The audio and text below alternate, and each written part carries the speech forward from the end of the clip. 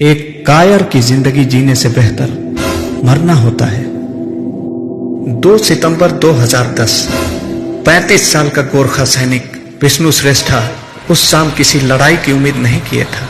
उसकी train Maurya express गरजते हुए पश्चिम बंगाल के घने जंगलों के अंधेरे को चीरते हुए गुजर रही थी और यह नेपाली मूल का पूर्व भारतीय सैनिक चुपचाप खिड़की से रात के शांत आसमान को निहार रहा था।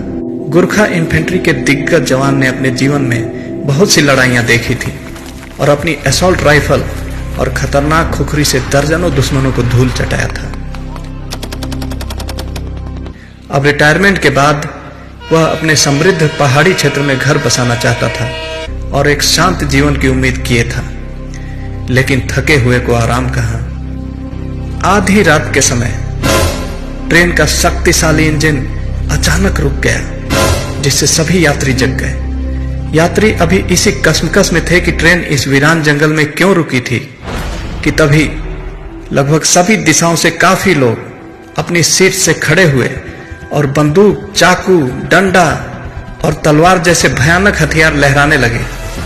वो चिल्लाते हुए सबको शांत बैठने के लिए कहने लगे। जैसे इतना ही काफी न था, साइड डोर से दर्जनों हथियार बंद डकैत घुस गए और जबरदस्त लूटपाट शुरू कर दी। इस खतरनाक परिस्थिति में विष्णु श्रेष्ठा शांत बैठा रहा, चुपचाप। यहां तक कि जब डकैतों ने उसका पर्स छीना तब भी वह चुप रहा, एक सच्चे बहादुर की तरह। वह जानता था कि यह उसकी लड़ाई नहीं थी, बस चंद रुपयों के लिए जिंदगी दांव पर लगाना सही नहीं था।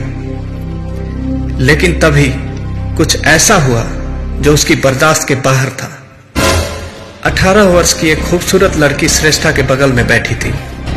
डकैत जब उसकी सीट के पास पहुंचे तो लड़की को पकड़ने लगे। डकैतों के सरदार ने लड़की का शर्ट फाड़ दिया और लड़की मदद के लिए चिल्लाई। बस करो, चीखते हुए विष्णु अपनी सीट से खड़ा हुआ और भावी रेपिस्ट को लड़की के ऊपर से खींचकर उसको मानव ढाल बनाते हुए अपनी खुखरी बाहर निकाला और एक डकैत का गर्दन काट दिया। अगले 15 मिनटों तक विष्णु ने ट्रेन की पूरी बोगी में दौड़ते हुए उन डकैतों को काटना, घोंपना और फाड़ना जारी रखा। उसने पेन से थोड़े से बड़े हथियार खुखरी से 40 खूंखार डकैतों को नाको चने चबवा दिया। 3 डकैत मारे गए, 8 घायल हुए और बाकी दुम दबाकर भाग गए। इस दौरान विष्णु को बाएं हाथ में तलवार से गंभीर चोट लगी। ट्रेन अगले स्टेशन पर पहुंचाई गई। वहां से विष्णु को अस्पताल पहुंचाया गया और अब वह पूरी तरह से स्वस्थ है। सभी मृत और घायल डकैतों को पुलिस लेकर गई। डकैतों के पास से 40 सोने के नेकलेस, 200 सेलफोन, 40 लैपटॉप और 6 लाख रुपए बरामद हुए। विष्णु श्रेष्ठा को टेम्परेरली अनरिटायर करके प्रमोशन दिया गया। भारत सरकार ने डकैतों के ऊपर रखा गया इनाम भी विष्णु को सौंपा। उसको जीवन भर हवाई टिकट और रेल टिकट पर छूट दिया गया। उसकी असीम साहस, बहादुरी और फर्ज के प्रति निष्ठा के लिए भारत सरकार ने उसको सेना मेडल से नवाजा। दिलचस्प बात यह है कि उस लड़की की फैमिली ने विष्णु को 4 लाख का इनाम देने की बात की, पर विष्णु ने यह कहते हुए मना कर दिया कि युद्ध में दुश्मनों से लड़ना मेरे सैनिक होने का फर्ज है, ट्रेन में डकैतों को धूल चटाना मेरे इंसान होने का फर्ज था।